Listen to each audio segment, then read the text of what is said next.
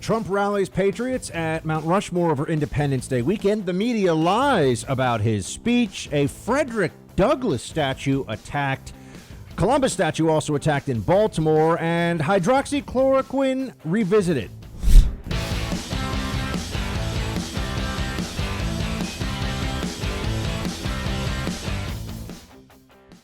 We will proclaim the ideals of the Declaration of Independence, and we will never surrender the spirit and the courage and the cause of July 4th, 1776.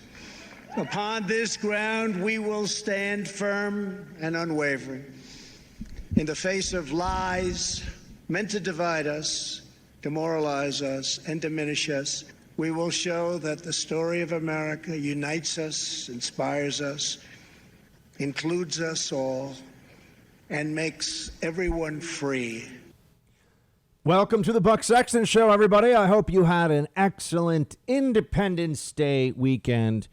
Celebrated with friends, family, loved ones. Back into the breach we go today, though, with all the latest news and what's happening across the country. And oh my, we have our hands full. But a few months away from a presidential election, from national elections to determine control of the House and the Senate.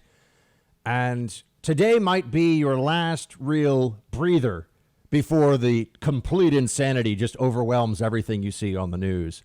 One has the sense that after Trump's speech, which was excellent, was well delivered and was perfect in tone, that media is now in a moment of regrouping to figure out what the most effective means of terrifying people, pulling us apart from each other, undermining the very foundations of this country, and, of course, elevating the Marxist, socialist, Democrat Party in whatever way that they possibly can.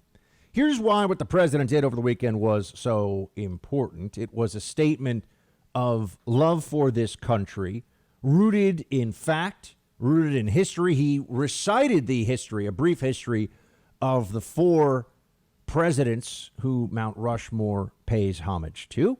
Right? So he went over Washington and Jefferson and Lincoln and Roosevelt. He told us, why are these men great?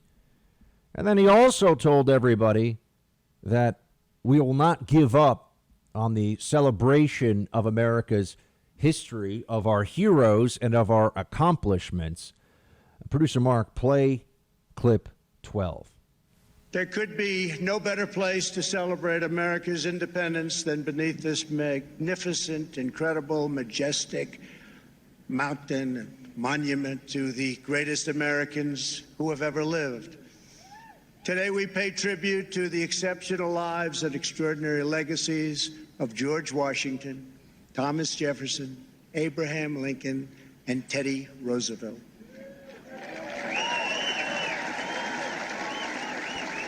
I am here as your president to proclaim before the country and before the world, this monument will never be desecrated. These heroes will never be defaced. Their legacy will never, ever be destroyed. Their achievements will never be forgotten. And Mount Rushmore will stand forever as an eternal tribute to our forefathers and to our freedom.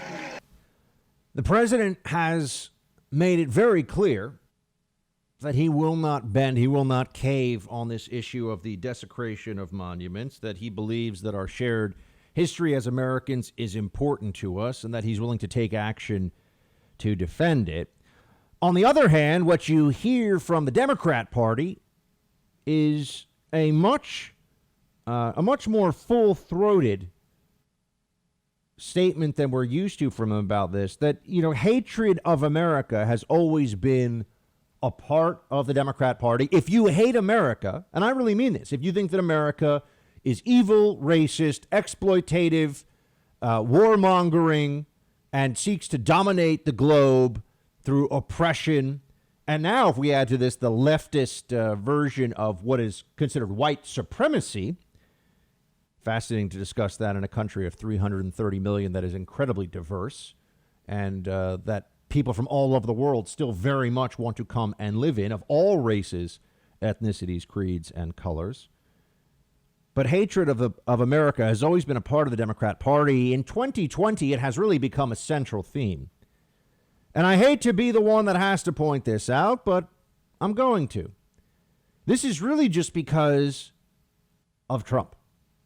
They don't have to hide it. They don't feel the need to push this just into the corners of the Democrat Party anymore. It is now a central theme for them, because how else could they explain how Donald Trump could become president of the United States? The left has become so deranged in their Trump hatred, and I don't think everything should be or is about Donald Trump. I think there's a lot of other stuff in politics, never mind in life, that one should focus on, even people who work in the media.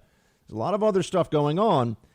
But for the left, Trump is evidence that we still are committing unpardonable sins. And to make that case, they look at the unpardonable sins of the past, real failings, but failings that should be viewed in the context of the time, failings that should be viewed as what was standard in the world, not just in America, 50 years ago, 100 years ago, 200 years ago. I mean, if you're going to gauge our history, you have to at least do it in the context of what humanity was doing at the time and what was considered standard for moral and decent societies then. But instead, what we have is, well, if they've elected Trump, clearly this country hasn't learned the proper lessons. If they still want to reelect Trump, there is a grave and unforgivable injustice that America is committing just in that choice, you see. When you look at what is wrong, what is evil about America's past, slavery, Jim Crow, the internment of Japanese Americans, the treatment of Native Americans at different periods in different places in the country. You look at these things and you'd say, well, clearly from our own morality today, we can understand, and people did understand at the time as well, but certainly not large majorities of public opinion, depending on where you were and what time period we're talking about. One would think that any rational person could separate out those true stains on our history that we worked so hard to get past as a country, that we fought in the case of slavery, a brutal civil war in which hundreds of thousands of Americans were killed, hundreds of thousands more wounded, grievously wounded. Remember, this is a time when if you got hit with a musket ball, you were likely to lose an arm or a leg. And yet the election of Donald Trump for the liberal mind is in keeping with those with the evils of the past. They view this as evidence, and I think it's important to understand this. They view Trump's election as evidence that we have not come that far as a country. Because otherwise, you look at what's going on in society and you say, where are liberals? Where do liberals think they're living? There are huge riots and protests going on that are about hunting of black men by cops. These are the terms, the verbiage they use. And then you say, well, hold on a second. More white people are killed by cops in America than black people every year. The most comprehensive study of people who are engaged in an interaction with police where there's a suspicion of a crime, an important distinguishing per capita feature here, white people who, white Americans who have an interaction with cops for the same kind of conduct in the same situation, according to a very large study out of Harvard that, of course, now the liberals attack constantly, are more likely to be killed than black individuals who have a similar interaction with police. So, but that's all, the numbers don't matter. And as we know, we've moved past George Floyd. They barely even talk about George Floyd anymore. No, instead, it's this moving target of America is awful and here's why. This is what the Democrats, and just if you watch the Joe Biden speech that he released, it was like 1 minute and 30 seconds, it was quick, but his public statement on Independence Day weekend, the Democrat Party's official position with Joe Biden at their head now, which is really all you need to know about the Democrats.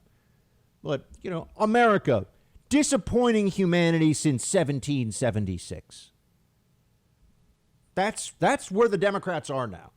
And you would think this is so absurd. we live in a country where the laws do treat people equally, meaning the laws themselves are, in fact, race neutral, with the only exceptions being that white Americans and Asian Americans are disadvantaged officially as a matter of practice in college admissions and in some hiring decisions as a function of law. Right? That's the only place where you can find discrimination, and it is, in fact, in favor of the underrepresented minority groups in this country, right? So we do have equality in the law. We've achieved so much. We live in a country where, you know, and of course, we just had a black president for 8 years, and you have people from all over the world who show up here and do incredibly well. The average Asian American per capita household income is higher than any other group, including white Americans. You have people from all over the world, including Nigerian immigrants, for example, have a very high household income. If you come here and you do things the right way and you work hard, you can do really, really well and live a great life. That is still true. And those of us who were, you know, having a little bit of a celebration, drinking some beer or champagne or, you know, whatever you want over the weekend, and thinking about what an amazing country this is, not just for us, but for the whole world to know that a place like this can even exist. To celebrate America is like to love a family member or a close friend. That's not to say that the person is perfect, but it's to say that you recognize what a gift that human being is in your life. We have been given a gift of this country. And for reasons of just pure ideological spite, Democrats have embraced the widespread belief that America is so deeply flawed that, as Biden said recently, he wishes to be elected so he can transform it. Why must America be transformed? This goes back to the rhetoric of the Obama campaign. We remember that. The fundamental transformation of America. That's quite a thing to promise you're going to do about a country that has been the most successful, the freest, the fairest, provided the most amount of people with a good life, with a prosperous existence, with the ability to choose their own destiny, with having a real shot at life, liberty, and the pursuit of happiness. It's not something that we should just cede to the left, that doesn't matter anymore, right? That, what America has done that has been good somehow does not get any focus in this discussion. It's only the failings, it's only the problems of the past. But I have to tell you, this is really a form of Trump derangement syndrome that we are seeing. People who are invested in these narratives, whether it's BLM or Antifa or the statue topplers or any of the rest of these Marxist agitators out on the streets, and the Democrat Party that provides this really facade of, you know, moderate political respectability, when the far left, as we know, is actually pushing the agenda and certainly the narrative these days. The people who are doing this are most angry, not about America's past or America's history. They're most angry that Donald Trump is president. And I know that's crazy, but they're crazy. Once you understand that, once you accept that basic premise, that basic observation of the reality around us, everything else can make more sense. This is why, you know, whether they're destroying Columbus statues or destroying or want to change the names of sports teams, or they want to do this or that, and, you know, everyone's out there bending the knee in corporate America, hoping they don't get in trouble. All these things that are happening, it all makes sense if you start from the premise that there is a large portion of America, most of the Democrat Party at this point, that is outraged beyond reason that Donald Trump has been president and that he could be president again. In the back of their mind, sure, they're talking about how great Joe Biden would be. They are emotionally and psychologically terrified at the still very real prospect that Donald Trump might be president for 4 more years. And they view that as yet another irredeemable sin for this country. I know this is a complete loss of perspective that we're talking about here. This makes no sense. That's why it's Trump derangement syndrome. It's not Trump, I disagree with his politics syndrome. It's people have lost it. They've lost it. And that's why they're looking for all this. That's why there are people who are screaming at others, wear a mask, and they're getting all these fights. There's all this rage and anger out there. Democrats are harnessing this for their own political purposes. But the real wellspring, the real origin of so much of what you're seeing right now is just Donald Trump was elected, and that, to the mind of a committed leftist, to a true Democrat, a real believer in the collectivist, Marxist removal of what we had thought were the foundational, the aspects of America that we held in common and were foundational to our existence here, kicking at the load-bearing walls of American civilization. It all comes from they're so angry that Trump is president now, has been for almost 4 years, and may be again.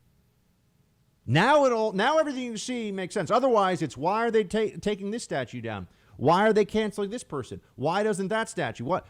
It's just anger.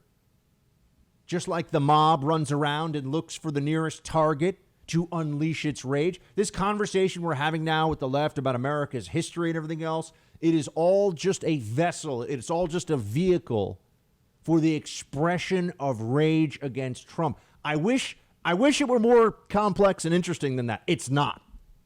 And that's what was really, I think, highlighted over the weekend by the derangement of Democrats talking about what this country is like now, what its history has been, even all the way up to Joe Biden himself trying to be the moderate blue-collar Joe. Guy is nuts. So we're working from home these days, but working from home is driving up one of the worst types of cyber crime out there, home title theft. You see, cyber criminals are targeting you while you're in your home. In fact, they're targeting your home itself. What they do is find your data online, figure out where they can find your home's legal title. Then they take out loans against your home, and you get stuck with the payments. Banks, insurance, and basic identity theft services don't protect you. Home Title Lock puts a virtual barrier around your home's title. This is the way to go. Protect your home now. Go to HomeTitleLock.com and register your address to see if you're already a victim. You can use code BUCK for 30 free days of protection to help you through this crisis. Again, go to HomeTitleLock.com and use code BUCK for 30 free days of protection right now.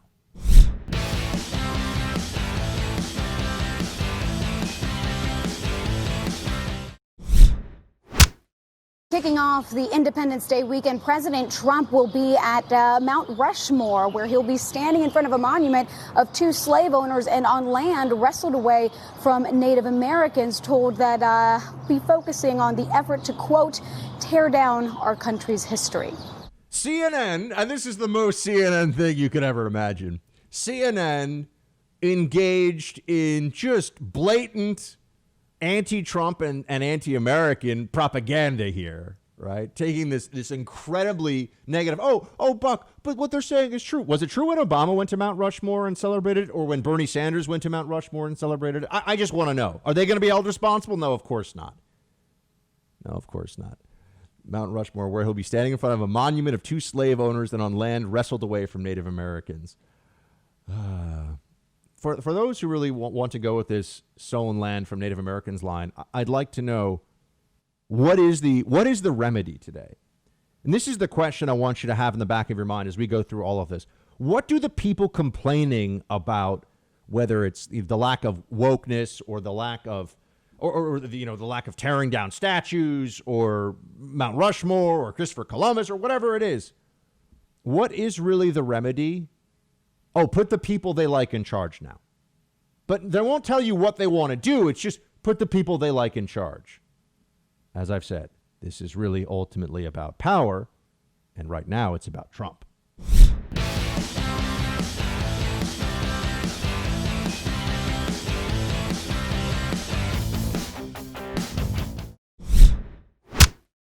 1776 represented the culmination of thousands of years of Western civilization and the triumph of not only spirit, but of wisdom, philosophy, and reason. And yet, as we meet here tonight, there is a growing danger that threatens every blessing our ancestors fought so hard for, struggled, they bled to secure. Our nation is witnessing a merciless campaign to wipe out our history, defame our heroes, erase our values, and indoctrinate our children. That's exactly what they're trying to do, right? Erase our history, defame our values, indoctrinate our children. I mean, this was an excellent speech. So good, I watched it, and then I went back and read the transcript of it, and whoever was in charge of writing this one should be the one in charge of writing, all the speeches going up to Election Day for Trump. This was much more the tone that we need from this president. He wasn't angry or outraged. He was firm, resolute, and truthful in defense of America, in defense of its virtue, its decency, and yes, its unique role in the world and in human history and human civilization. Democrats, on the other hand, wanted to just do the petty nonsense. I mean, you cannot overstate how reckless, how disgraceful, and how hypocritical, for example, CNN is in its coverage of this. I mean, CNN is, as an institution, should receive no respect from any honest, clear-thinking person in America. None. It is an organ of DNC propaganda. It bows to the left-wing mob constantly. It does not care to even put out the pretense of objectivity anymore, which is one of the reasons why I attack it so much. And also remember that it's what people in Democrats in Congress, it's what they watch. And they want to see, they want to see Cooper and fake Tapper and Bro Cuomo. I want to see them say nice things about them on TV. That does push the narrative for them in different ways. And yet, here is the way that CNN talks about these things. Among other places, they were going after the monument itself, which is just completely absurd. Play clip 7. Donald Trump chose the most grandiose symbol of U.S. imperialism on Earth to usher in a very on-brand star-spangled spectacle. The mother of all photo ops, Mount Rushmore, and we know why this president just can't resist going there. President Trump will be at Mount Rushmore, where he'll be standing in front of a monument of 2 slave owners and on land wrestled away from Native Americans. We have to acknowledge that Mount Rushmore is sitting on Lakota land. The place Donald Trump is going to on Friday is stolen land. He will inevitably and predictably talk about our heritage. In other words, he will talk about he is the protector of white America. And to indigenous people, Mount Rushmore, with 4 white presidents, 2 of whom were slave owners, is one of those symbols. They are delusional about what was said here. Although I shouldn't say that, because they're so dishonest that it's very challenging to separate out what they're lying about because they have lost their minds versus what they're lying about on purpose. For example, the statement that Trump was just there to show himself as a defender of white America. In the speech, he said, quote, "We are the nation that gave rise to the Tuskegee Airmen, Harriet Tubman, Clara Barton, Jesse Owens, the great Louis Armstrong, Muhammad Ali." The President of the United States elevating a number of African Americans from our past as heroes and as icons. But, that part gets ignored. They just pretend like he doesn't say things like that through the speech. There was nothing in this speech that was off in terms of tone. There was nothing in the speech. The New York Times, it was a dark speech. It was a dangerous speech, a divisive one. Washington Post, the same thing. Any speech that President Trump gives that's not just capitulation, I'm going to bend the knee, I'm so sorry, would be unacceptable to the left. We all know this. There's no point in pretending otherwise. We've already been made to understand this. And in fact, there will be not just members of the media, but Democrats in elected office who, unsurprisingly to all of you, will just lie about what the president said. They'll just lie about it. Here, for example, is Senator Tammy Duckworth speaking right after the speech. And she knew Everybody in the media was saying, oh, it was bad, it was bad. She understands what she's supposed to say. Doesn't matter to her that the commander-in-chief gave an excellent speech that no normal patriotic American could think was ominous or dangerous. If anything, they'd think, wow, that was what we really needed to hear right now. We're not giving up America. We're not handing over American history or present or future to the mob. Not doing it. You know, all this defund the police, tear down the statues. People are angry, man. Let them do whatever they want to do. This is Trump derangement syndrome. I keep saying it. We have a dual pandemic in this country. We have COVID-19, which we can manage and we'll deal with, and I will talk more about that later. Don't believe the panic. Don't believe the panic. Don't fall into the panic. And then we have the pandemic of Trump derangement syndrome that influences the way that people that this president is, remember, he's an affront to their sense of who they are, their role in society, the elites, those in control of this country, the establishment, that whole class. He's come along with no political experience, and everything he does, they take as a personal insult. The Democrats in Congress, in state offices, CNN, MSNBC, New York Times, Washington Post, college campuses across the country, the faculty lounges, Hollywood, Donald Trump's existence and role as president, they take personally. And I know that's not rational or reasonable, but that's what I'm telling you. Once you understand the truth of what's going on, then it starts to make sense. Otherwise, you're just overwhelmed by all the, what's going on? Why are they tearing down this statue? And they'll lie because they're so certain that Trump is a grave threat to our republic. They'll lie because why not? As long as it damages the president of the United States, they view it as entirely justified. Here is Senator Duckworth giving her version of what the Trump speech over the weekend was. Play clip 3. What really struck me about the speech that the president gave at Mount Rushmore was that he spent more time worried about honoring dead Confederates than he did talking about the lives of the 130,000 Americans who lost their lives to COVID-19, or by warning Russia off of the bounty they're putting on Americans' heads. I mean, his priorities are all wrong here. He should be talking about what we're going to do to overcome this pandemic. What are we going to do to push Russia back? And instead, he had no time for that. He spent all his time talking about dead traitors. Spent all his time talking about dead traitors. Now, you can go back and read the transcript. There was no mention of people from the Confederacy. There was no elevation of Confederate generals. So what she's saying is just not true unless she views the founders themselves, Jefferson and Washington and others, they're clearly dead, views them as traitors. Traitors to humanity, human rights, the Constitution. It's not quite clear, but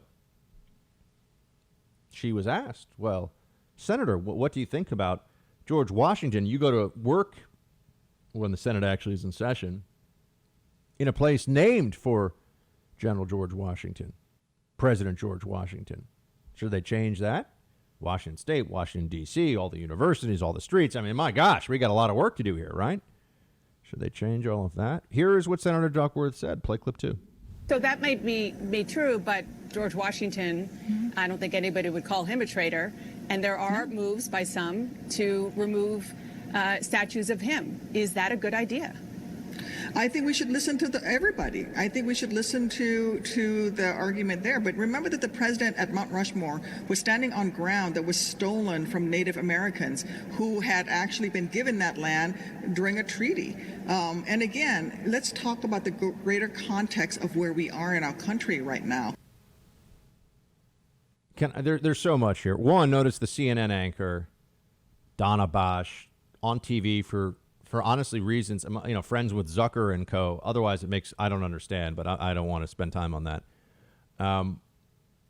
What exactly is necessary for an anchor to say, hey, you're saying that he spent his whole speech talking about dead traitors? That's what was said. Not like it was a mention in there. Whole speech. Like who? Give me one dead traitor.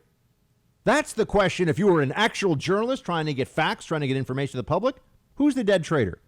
No, instead it's, okay, that may be true. It is not, but, CNN, they don't, come on. No one expects them to be honest or intelligent. That may be true, but what about George Washington? And she says this is the classic liberal maneuver. When you're a Democrat and you have to continue this facade, this front that you haven't just signed on for, I hate America, which is what Democrats are saying right now. I don't know what else to tell you, right? A lot of Democrats are saying, they hate America. As it is now, they need to transform it. Then it'll be good. Just put them in charge. That's the bargain. That's what they're telling us. Our history is full of racism and evil and oppression and colonialism. And Donald Trump's in charge today. The only way to make things better, put us all in charge. Then America won't be awful. That is the message of Democrats in 2020. That's just a fact. Or it's obvious, I should say. Technically, it's not a fact. It's an observation. But then she switches from, everyone should be heard. This is Democrat speak for, I don't want swing voters to hear me say that I'm going to want to tear down statues of George Washington, but I don't want to offend my psychotic left-wing activists. So I'm just going to say everyone should be heard. Everyone should be heard at a time when you can get fired, as somebody recently was, for an article you wrote 30 freaking years ago about women's roles in combat, which is still a completely legitimate area of debate and discussion today. But when it comes to tearing down statues of Washington, everyone should be heard. Oh, okay. I'm glad we've established that. And then there's this stolen land point. Okay, Democrats, what are we supposed to do about the stolen land? I would go back and talk about all of the stolen land among Native American and indigenous peoples before the European explorers arrived here. But there's no written record of it, so we don't know. So we do know that there was constant warfare and fighting going on, and we also know that a vast majority of, over 97% is the count that I've seen of the fatalities that occurred during the colonial expansion of America came from disease, which no one would have had any idea how to stop or spread or anything, really. All they know is that people get it and they give it to other people. But just put all that aside for a moment. What are we supposed to do about the stolen land point?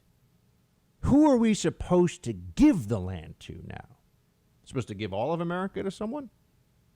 What does that mean for the people who were born here? Really think this through. This is a point that stupid people think is intelligent. What are we going to do? What's the plan? My ancestors come from England and Ireland. So I'm here now. I was born here. Am I supposed to work? Am I supposed to pay off what was done to indigenous peoples before at least most of my ancestors even got here? Am I supposed to be writing checks? So I am to work. My labor is to go toward paying off a debt from my ancestors.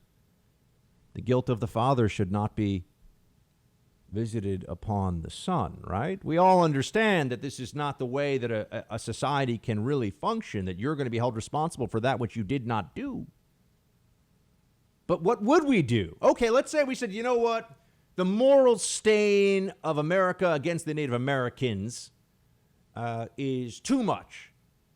So I just want to, what name would be acceptable for the country? We can no longer name it after Amerigo Vespucci. Who should we name the country? What is this place called? What is this place called? Does anyone have an idea? Should it even be in English? Because isn't that kind of imperialist, right? What? This is idiocy from people that just want to be angry and they want to feel smart without having to do any of the actual work to know what smart sounds like.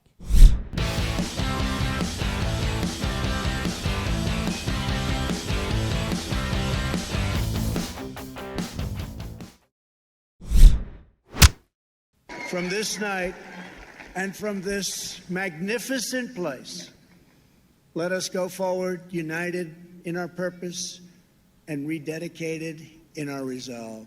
We will raise the next generation of American patriots. We will write the next thrilling chapter of the American adventure.